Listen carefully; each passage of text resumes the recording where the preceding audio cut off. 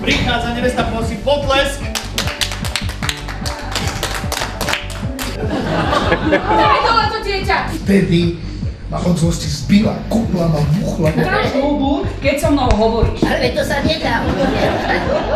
Ja budem písať nahlas. Ale to sa... Nahlas, ako keď sa reve. A koho to nezaujíma? Gregor, čo si tomu otravnému decku narozprával? Ty hnusné prasa. Ty zviera bez srdca. Ale prestaň s tým, už niečo nepočúvaj. Ale čoho sa bojíš, však ona nevie, že nie si spisovateľ. Ale prosím, 10 rokmi sme boli z neho všetky úplne páv. Nedokážeš si pripustiť, že nie je až taký dokonalý, ako si nahováraš. I hneď mi povedz, čo si jej narozprával! Prestaň, môžeš to pustiť. Prestaň.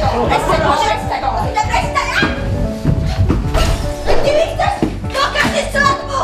Tak to roztočíme ako pred 10 rokmi, nie?